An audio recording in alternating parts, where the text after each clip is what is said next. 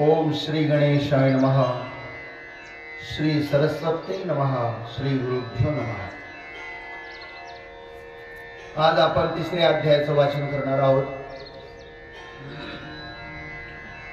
तिसरा अध्याय हा भगवंताने अर्जुनाच्या प्रश्नाचं उत्तर देत असताना प्रतिपादन केला। कशासाठी? अर्जुनाने प्रश्न केला, देवास्थित प्रज्ञाची लक्षणं सांगितली, मला पण तसंच असावं असं वाटतंय, मग कर्म करण्यासाठी तू पुन्हा मला प्रवृत्त का करतो? जोपर्यंत अज्ञान शिल्लक आहे तोपर्यंत त्याला कर्म करावं लागतं। आधी चित्ताच्या शुद्धतेसाठी कर्म करावं लागतं, चित्ताच्या स्थैर्यासाठी उपासना करावी लागते आणि चित्त ज्ञान संपन्न करण्यासाठी श्रवण करावं लागतं, ज्ञान श्रवण करावं लागतं। या अध्यायामध्ये माऊलीच्या भाषेत सांगायचं म्हटलं तर माऊली म्हणतात, अज्ञानानं बांधलेल्या जीवांना मोक्ष पदावर आरूढ होण्यासाठी जो साधनाक्रम सांगितला तो म्हणजे हा तिसरा अध्याय आहे। आणि कर्म करीत असताना निषिद्ध कर्माचा त्याग सांगितलाय, सकाम कर्माचा, शास्त्रविहित पण सकाम कर्माचा परित्याग सांगितलेला आहे। शास्त्रविहित पण कर्तृत्व मद आणि कर्मफलाचा आस्वाद सोडून जर ईश्वरार्पण बुद्धीनं कर्म केलं तर चित्ताची शुद्धता होते। एवढाच विषय या तिसऱ्या अध्यायामध्ये भगवान श्रीकृष्ण परमात्म्याने प्रतिपादन केलेला आहे। या ठिकाणी बोलण्यास वेळ कमी असल्यामुळे श्रीमद भगवद्गीता पारायण हा सोहळा या ठिकाणी समस्त ग्रामस्थ पोलीसवाडीकर मंडळी यांनी नियोजित केलेला आहे। म्हणून पारायण होणं अत्यंत आवश्यक असल्यामुळे बोलण्याचा हव्यास बाजूला ठेवून आपण श्रीमद भगवद्गीतेचं पारायण सुरू करूया। श्रीमदाद्य जगद्गुरु शंकराचार्य बोलतात, भगवद्गीता किंचित भीता,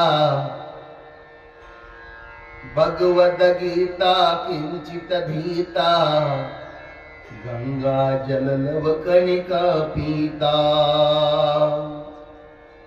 सुकृदप्यस्य मुरारी समर्चा, तस्य यमः किंक कुरुते चर्चा। भगवद्गीतेचं थोडं जरी चिंतन त्यांनी केलं तरी सुद्धा त्याला यम त्याच्याकडे तोंड करून काहीच बोलू शकत नाही, इतकी ताकद भगवद्गीतेच्या चिंतनामध्ये, वाचनामध्ये आहे।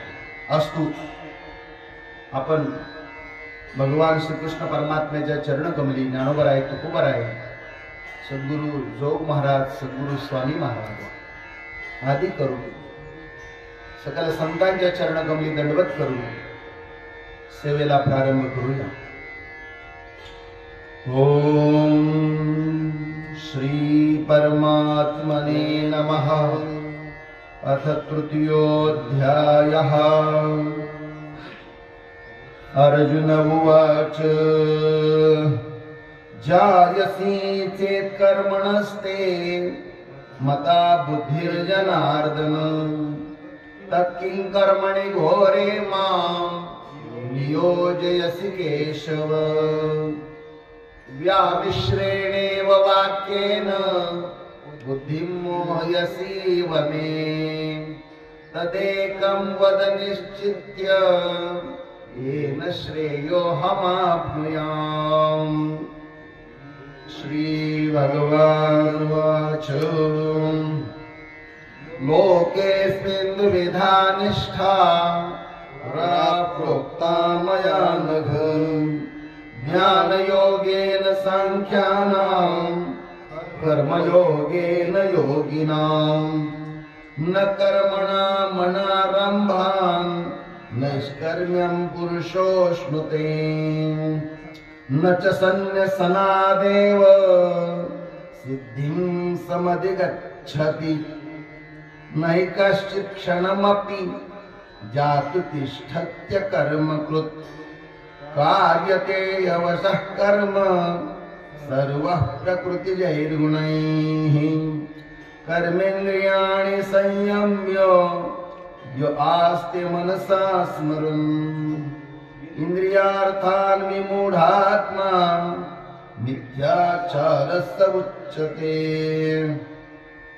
यस्त्विन्द्रियाणि मनसा नियम्यारभते अर्जुन कर्मेन्द्रियैः कर्मयोगमसक्तः स विशिष्यते नियतं कुरु कर्मत्वं कर्मज्यायो ह्यकर्मणः शरीरयात्रापि च ते न प्रसिद्धेद कर्मणः यज्ञार्थात् कर्मणोऽन्यत्र लोकोऽयं कर्मबन्धनः तदर्थं कर्म कौन्तेय मुक्तसङ्गः समाचर स यज्ञाः प्रजा सृष्ट्वा पुरोवाच प्रजापतिः अनेन प्रसविष्यध्व मेषोऽस्तिष्ठकामधुक् देवान् भावयतानेन ते देवा भावयन्तु वः परस्परं भावयन्तः श्रेयः परमवाप्स्यथ इष्टान् भोगान् ह्यो देवा दास्यन्ते यज्ञभाविताः तैर्दत्तान् प्रदायैभ्यो यो भुङ्क्ते तेन एव सः यज्ञशिष्टाशिनः सन्तो मुच्यन्ते सर्वकिल्बिषैः भुञ्जते ते त्वघं पापा ये पचन्त्यात्मकारणात् अन्नाद् भवन्ति भूतानि पर्जन्यात् सम्भवः यज्ञात् भवति पर्जन्यो यज्ञः कर्म समुद्भवः कर्म ब्रह्मोद्भवं विद्धि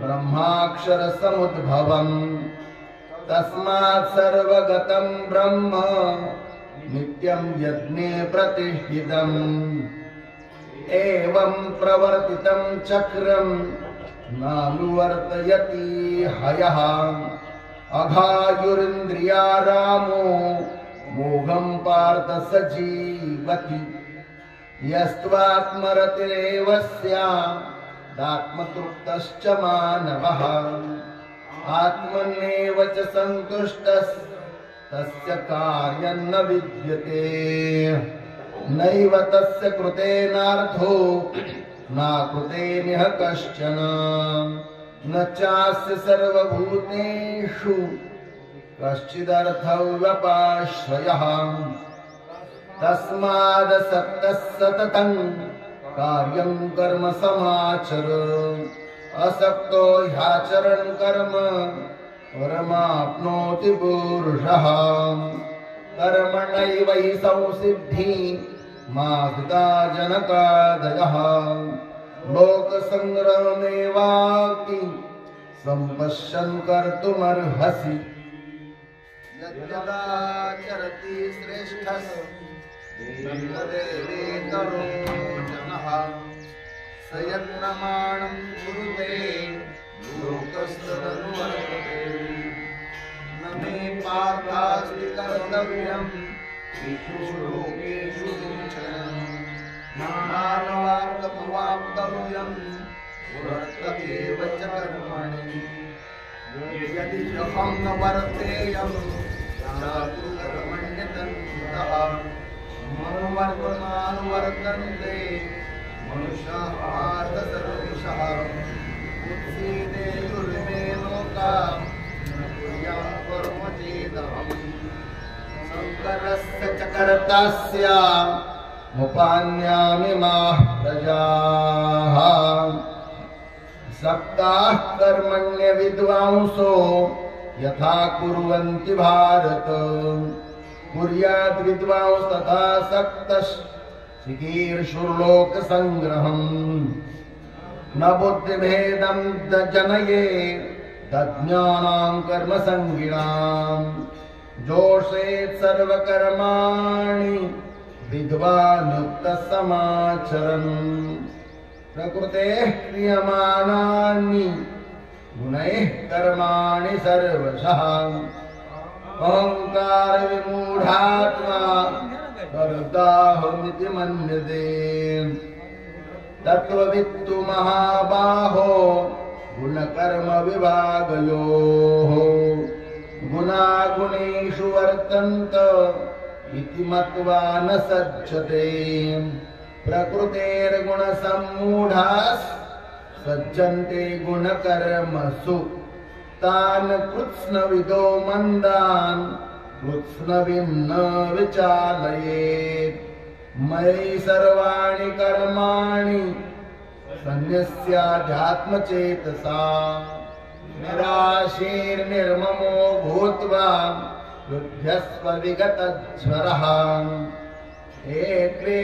एत्वेतदभ्यसूयन्तो नानुतिष्ठन्ति मे मतम् सर्वज्ञान् विमूढांस्तान् विद्धि नष्टान् चेतसः सदृशं चेष्टते स्वस्याः प्रकृतेर्ज्ञानवान्नपि प्रकृतिं यान्ति भूतानि निग्रह किं करिष्यति इन्द्रियस्येन्द्रियस्यार्थे रागद्वेषौ व्यवस्थितौ तयोर्नवशमागच्छेत् तौ ह्यस्य परिपन्थिनौ श्रेयान् स्वधर्मो विगुणः परधर्मात् स्वनुष्ठितात् स्वधर्मे निधनं श्रेयः परधर्मो भयावहः अर्जुन उवाच अथ केन प्रयुक्तोऽयं पापं चरति पुरुषः अनिच्छन्नपि वार्ष्णेय भगादिव नियोजितः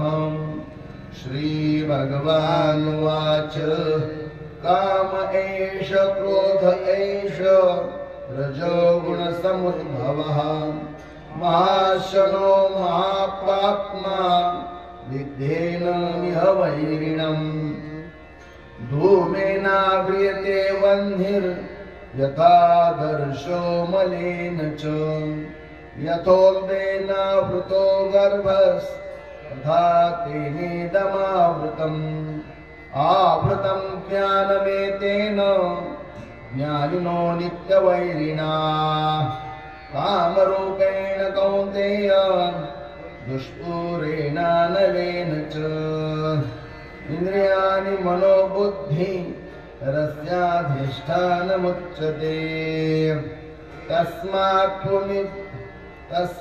तुमिन्द्रियाण्यादौ बरोबर आहे का इंद्रियाणि मनोबुद्धि इंद्रियाणि मनोबुद्धि रस्याधिष्ठानमुच्यते एतैर्विमोहयत्येष ज्ञानमावृत्य देहिनम् तस्मात् त्वमिन्द्रियाण्यादौ नियम्य भरतर्षभ पाप्मानं प्रजहीहेनं ज्ञानविज्ञाननाशनम् इन्द्रियाणि पराण्याहुः इन्द्रियेभ्यः परं मनः मनसस्तु परा बुद्धिर्यो बुद्धेः परतस्तु सः एवं बुद्धेः परं बुद्ध्वा संस्पद्यात्मानमात्मना जय शत्रुं महाबाहो कामरूपं दुरासदम् ॐ तत्सदिति श्रीमद्भगवद्गीता उपनिषत्सु ब्रह्मविद्यायां योगशास्त्रे श्रीकृष्णार्जुनसंवादे कर्मयोगो नाम तृतीयोऽध्यायः।